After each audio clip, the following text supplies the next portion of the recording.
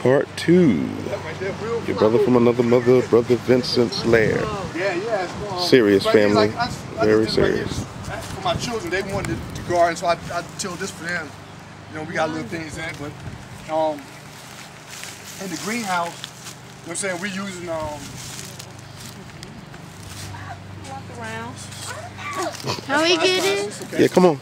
Right here we got peppers, we got cherry plant, and you see what we're using newspaper.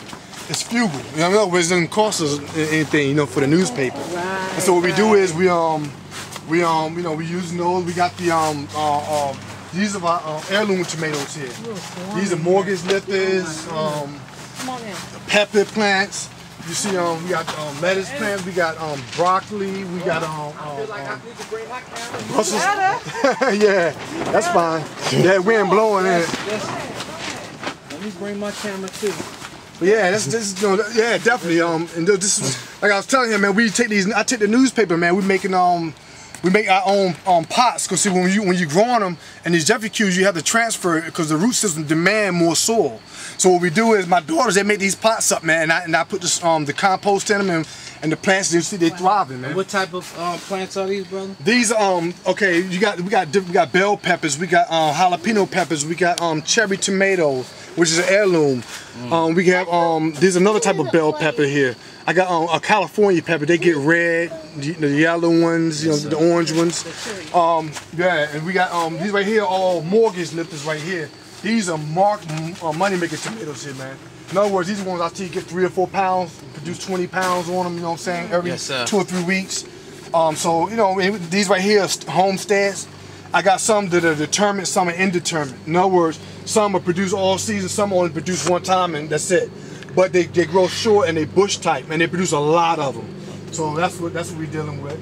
And I'll take y'all I can take y'all around the other parts. It's nice and warm in here. Yeah, it's usually at least 20 degrees warmer than outside. Oh, okay. So I got a fan in here blowing, but I usually put a heater in here doing the ice, like when it gets freezing.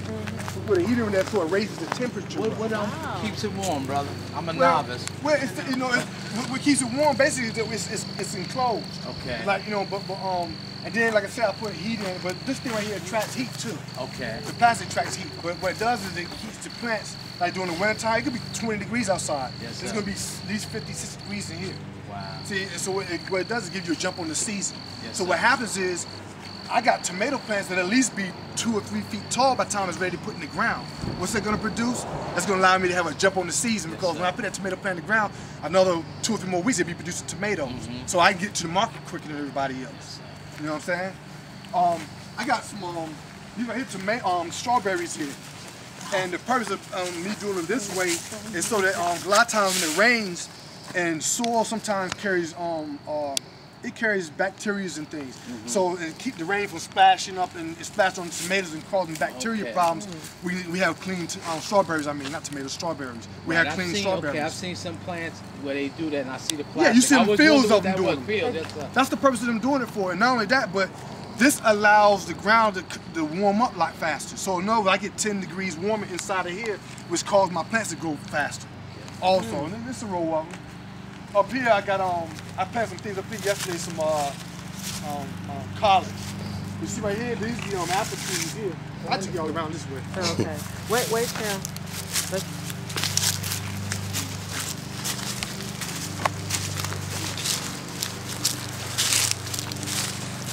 This right here is a grapevine right here. These, I got 3 grapevines. She's okay. Even if you step on that, come back up. These plants are vigorous. They want to survive. I put them out the ground and think they was dead and laid them on the ground and they reroot themselves. So plants, you know, yeah, they're not as weak as we think they are. Right here, like I said, these are 2 of my pear trees, 2 apple trees, Granny Smith. When you're planting trees, you got to have 2 of them together in order for them to pollinate. Oh, okay. Yeah, so you can't just take one and have 1 tree. Over here, that's my blueberry, one of my blueberry bushes right here. As you can see those little white things on them, those, every place where you see those flowers at, I'm gonna pull them out. I see them. Everywhere you see it, that's gonna be blueberry. That's gonna be clusters of blueberries. Everywhere you see the flower at. And see what I do is I take the natural habitat for these trees, I rake the leaves and I put them here. What this also does is conserves moisture. So the roots underneath here is real wet. So I don't have to worry about constantly watering it all the time. Nature, nobody waters the forest. Right? The leaves fall, they cover the ground, the worms come in, the microorganisms, the microbes and everything, they come in, they produce soil, and so the trees thrive. Same way here. You know what I'm saying? I just want to produce a natural environment. This is permaculture is what they call it, sustainability. True indeed. And blueberry bush here, I got blueberry bushes planted in between the apples. These are 2 pear trees here. And the best time to plant trees like this is in the cold, in the wintertime. Okay. That's when you plant them. They gotta be germinated in cold weather. And what you do is you pour water on the roots and keep water on and that ice and freeze around the roots and they'll survive. If you keep them dry, they'll die. Over there, like I said, those are my grapevines, muscadine, and Concord grapes. They produce a lot during this summertime. But during the winter, they die back and come back. This right here was a eucalyptus tree. I cut it down because I used the eucalyptus in some soaps I did a couple months ago. I couldn't use a lot of leaves and that distracted me. But yeah, it's a eucalyptus. It grows back. It also, you know what I'm saying, they're vigorous, man. They grow fast. Okay. Very fast. That's one of those that they use for help with the breathing? Yeah, you know that you get those what's called Victor rub. Yeah, he uses eucalyptus, man. It's real strong. You know, one thing I like about it is that bugs won't bother you. You know what I'm saying? I take the leaves and rub them on my skin. I'm out here during the summertime. I don't have to worry about bugs, man. Gnats and things, you know. I got peach trees too. I got peach trees. I don't know if y'all know this, but I got a peach tree planted every 10 foot in this. So in about 3 years, we have a peach tree that size right there. You see in the middle down there, about 3-4 years. So I got one every 10 feet down here. What I'm going to do is I'm going to create a natural border so that I can have privacy from my neighbors. You know what I mean? As well. In this row right here, we got greens planted. We got I'm going to show you the plant.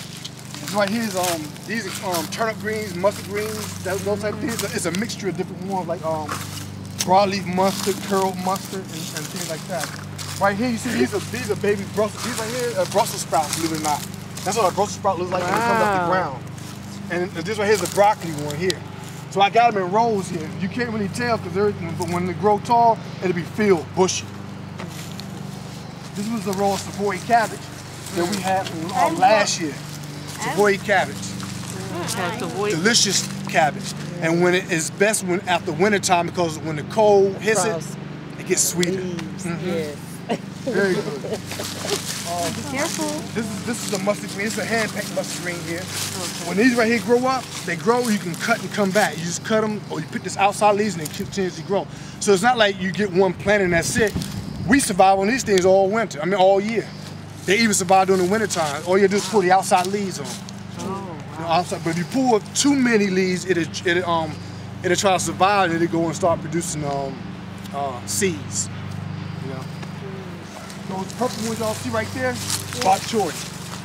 Oh, bok you choy. had the most beautiful bok choy I saw. Yeah, bok choy. It gets purple on top and green underneath the bottom. There's also green, just green bok choys.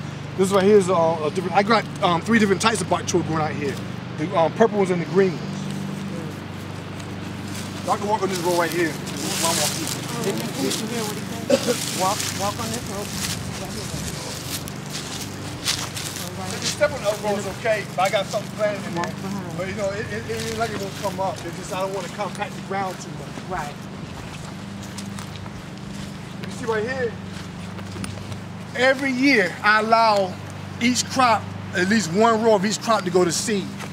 And the reason why is because I don't want to have to keep purchasing seeds, and especially with Monsanto, genetically modified seeds. So what better than to take an organic seed and let it, a vegetable, let it go to seed. Yes, sir. So now, if you see, going down, look at this one plant, how many seeds it got on it.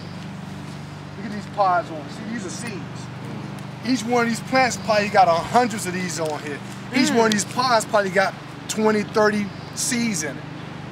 So, you know, it's abundancy in growing. I mean, I'm show it one again, plant. brother. Sir? Show that that again. Yes, sir. Right here. Matter of fact, you can see them on the here. See, that's like one stem. What happens is the plant, as it grows up, this is a mustard green here. This is a broadleaf mustard green. When it goes to seed, see, one plant will produce a ton of seeds. Yes, sir. So it don't take a whole lot of plants to get seeds. This right here is a arugula plant here. And as you see, the arugula is starting to grow on it. The seeds are starting to grow on it right there. So it'll